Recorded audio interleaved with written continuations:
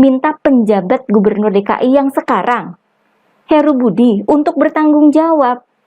Kok ngaco gitu ya, demi membela capres yang diusung. Nasdem malah mentertawakan rekam jejak Anies. Gak ada juga mengucapkan turut berduka cita, malah ketawa dulu dan berusaha membelokkan kesalahan ke Heru Budi. Lebih penting melempar kesalahan ya. Ini perilaku yang memuakkan ya. Pantas saja para pendukung Anies juga sama-sama tidak punya etika dan memuakkan.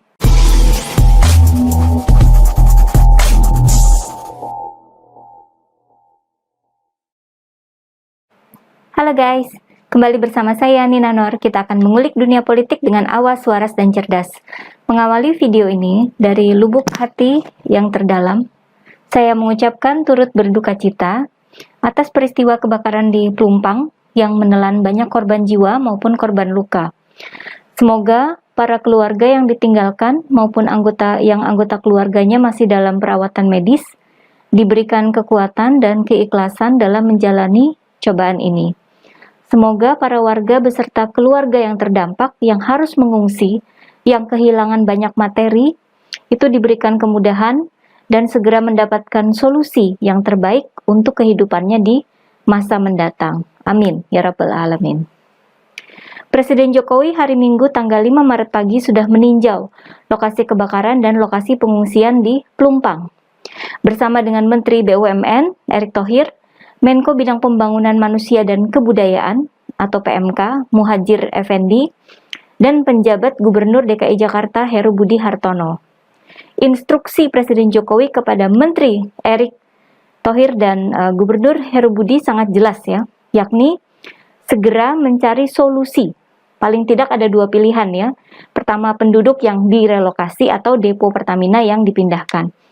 Presiden Jokowi juga sempat menceritakan bahwa dulu pada tahun 2009, Pemprov DKI Jakarta pernah mengusulkan wacana pembangunan buffer zone atau area penyangga di mana dibuatkan zona air ya di sekitar depo. Heru Budi juga sudah menceritakan usulan tersebut, yakni area selebar sekitar 50 meter sebagai buffer zone. Namun, menurut Presiden Jokowi, usulan itu belum sempat dituntaskan sampai jadi solusi waktu itu. Menteri BUMN Erick Thohir juga gercep ya, memastikan bahwa kebakaran di depo Pelumpang itu tidak mengganggu pasokan BBM, juga meminta PLN memulihkan listrik yang sempat dipadamkan. Erick Thohir juga mengadakan evaluasi dan tata ulang seluruh objek vital yang dikelola BUMN, termasuk evaluasi di internal manajemen Pertamina. Dan tentu saja, saat ini yang jadi prioritas adalah penanganan korban. Ini bukan sekedar omongan ya, di setiap berita televisi sudah banyak diperlihatkan bagaimana pihak Pertamina membantu melayani para korban kebakaran. Namun, di media sosial sempat beredar narasi yang mempersalahkan pihak Pertamina terkait lokasi depo Pelumpang. Seakan lokasi pembangunan depo ini merupakan kesalahan utama dari Pertamina. Nah ini, yang memainkan narasi ini jelas terlihat bodohnya ya, karena depo Pelumpang ini sudah beroperasi sejak tahun 1974. Artinya sudah dibangun dari awal tahun 70-an ya. Seorang pakar tata kota, Nirwono Yoga, memaparkan bahwa penempatan depo Pelumpang pada tahun 70-an itu sudah sesuai dengan rencana induk Jakarta tahun 1965 sampai 1985. Di mana jarak depo Pelumpang ke Pelabuhan Tanjung Priok adalah 5 km. Kedekatan dengan pelabuhan ini tujuannya untuk mendukung distribusi BBM ya. Di dalam rencana induk 1965 sampai 1985 itu sudah ada ketentuan jarak kiri kanan sekitar 1 sampai 2 km itu bebas dari pemukiman. Jadi secara teknis tata ruang sudah tepat. Bahkan dalam rencana umum tata ruang 1985 sampai 2005 posisi itu masih tetap dipertahankan. Terjadi perubahan sejak tahun 90-an, di mana pemukiman penduduk makin merapat ke depo. Menurut Nirwono, hal ini terjadi karena faktor ekonomi. Aktivitas depo mengundang banyak kebutuhan dan otomatis juga mengundang para penyedia kebutuhan itu ya, seperti warung, tempat tinggal, dan sebagainya. Intinya ya jangan dibalik. Bukan depo Pelumpang yang dekat pemukiman, karena sejak dibangun, depo sudah jauh dari pemukiman. Artinya, narasi yang memutarbalikkan kesalahan pembangunan depo Pelumpang itu sangat keliru dan menyesatkan ya. Ini memang sudah saya prediksi bahwa sesudah api di Depo Pelumpang padam, terbitlah upaya-upaya politisasi. Sesuai dengan makin panasnya suhu politik menjelang 2024 ya. Tragedi kebakaran itu jadi celah bagi lawan politik Presiden Jokowi untuk dijadikan amunisi. Serangan ditujukan ke Pertamina, ke Pak Ahok sebagai komisaris, termasuk ke Menteri Erick Thohir. Namun yang kemudian terungkap dan viral di media sosial justru rekam jejak Anies Baswedan di Pelumpang. Bahwa Anies pada bulan Oktober 2016 telah menandatangani kontrak politik dengan warga Tanah Merah Pelumpang, yang isinya tidak akan menggusur warga di sana, walaupun jelas bahwa tanah yang ditempati itu bukan milik mereka ya. Terungkap pula bahwa Gubernur Ahok waktu itu sudah mengingatkan pihak Anies bahwa tanah yang diduduki warga itu merupakan aset Pertamina. Gubernur Ahok menawarkan Anies untuk meminta data dari Pemprov DKI agar Anies sebagai calon gubernur tidak memakai data yang keliru, sehingga nantinya menyampaikan hal yang merugikan dan mempermalukan diri sendiri. Sudah diperingatkan, bukannya memperbaiki diri, apalagi Anies berhasil menang dalam Pilkada DKI tahun 2017. Kemudian, Anies dikenal suka mengabaikan aturan dan tidak mau meneruskan program, serta tidak kooperatif ya dengan jajaran pemerintahan pusat. Jadilah Tanah Merah sebagai proyek pencitraan Anies ya. Pada bulan Oktober 2021, Anies menerbitkan izin mendirikan bangunan atau IMB kawasan kepada warga Tanah Merah, walaupun pemukiman itu berdiri di lahan yang ilegal. Bahkan Anies menyombongkan IMB itu sebagai yang pertama di Indonesia. Anies bagaikan diberondong ya oleh rekam jejaknya sendiri. Kata-kata Ahok terbukti ya, Anies mempermalukan diri sendiri. Padahal sekarang ini Anies dalam upaya mau nyapres.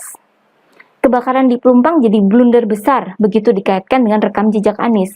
Padahal Anies sendiri kan yang meminta publik melihat rekam jejaknya.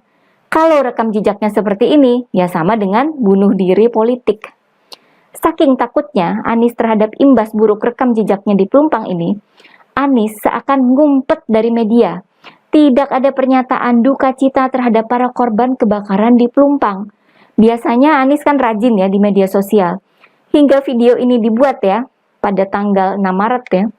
Anies tidak memposting ucapan duka cita di akun media sosialnya. Padahal Anies kan mantan gubernur DKI yang rekam jejaknya sangat akrab dengan para warga Tanah Merah. Coba kita bandingkan dengan Agus Harimurti Yudhoyono, AHY, Ketum Partai Demokrat. Hubungan akrab AHY dengan warga Jakarta hanya terjadi ketika dia ikut dalam Pilkada DKI 2017 ya. Artinya, kalaupun enggak mengucapkan duka cita ya enggak apa-apa sebenarnya. Namun ternyata justru AHY sudah memposting ucapan duka cita di akun media sosialnya pada Sabtu tanggal 4 Maret lalu ya. Lah, kok Anies nggak ada? Seakan Anies ini mau lepas tangan, mau melepaskan diri dari rekam jejak yang menjeratnya. Dengan cara yang ngumpet aja, diam-diam aja, berharap hal ini segera berlalu gitu. Padahal nama Anies sekarang trending loh. Nggak pakai nyebarin door prize, nggak perlu capek-capek pidato. Sudah ada puluhan ribu kali nama Anies disebut di media sosial. Sementara itu, hal yang memuakkan juga dilakukan oleh Partai Nasdem, partai yang mengusung Anies nyapres. Fraksi PDIP di DPRD DKI Jakarta memaparkan kesalahan Anies dalam menerbitkan IMB di Tanah Merah, karena hal itu bertentangan dengan peraturan. Anies mestinya sudah tahu kan soal rencana tata ruang menyangkut depo Pelumpang, tapi Anies malah membiarkan warga merapat ke lokasi depo dengan menerbitkan IMB. Kemudian awak media menghubungi Nasdem untuk minta komentarnya. Apa reaksi Nasdem? Wakil Sekjen Partai Nasdem, Hermawi Taslim malah tertawa terbahak. Sesudah itu Hermawi menyebut bahwa secara hukum Anies sudah mempertanggungjawabkan kerjaan selama masa jabatannya sebagai gubernur. Hermawi meminta fraksi PDIP balik bertanya ke Ketua DPRD DKI Jakarta jika ada catatan khusus soal depo Pelumpang, serta minta penjabat gubernur DKI yang sekarang, Heru Budi, untuk bertanggung jawab. Kok ngaco gitu ya, demi membela capres yang diusung. Nasdem malah mentertawakan rekam jejak Anies. Gak ada juga mengucapkan turut berduka cita, malah ketawa dulu dan berusaha membelokkan kesalahan ke Heru Budi. Lebih penting melempar kesalahan ya. Ini perilaku yang memuakkan ya. Pantas saja para pendukung Anies juga sama-sama tidak punya etika dan memuakkan. Di video saya sebelumnya terkait peristiwa penganiayaan David oleh Mario Dendi, pendukung Anies malah memanfaatkan momen itu untuk menyerang Menteri Agama Gus Yakut. Yang didukung saja sifatnya begini, mau lepas dari rekam jejaknya sendiri. Saking takutnya diminta bertanggung jawab, dia pun ngumpet dan bungkam. Cek aja berita-berita di media, gak ada komentar Anies. Adanya malah soal Surya Paloh yang berupaya mempromosikan Anies sebagai bakal capres ke Prabowo, ketum Gerindra. Kayak gini kok mau nyapres dengan bekal rekam jejak. Allah kanan merah, ulang tahun acara berikutnya jadi tempat yang kencang buat dan saya ingin sampaikan pada semuanya terima kasih yang sudah bekerja bersama, karena kita tidak mungkin mengerjakan ini sendirian, ini harus bersama masyarakat.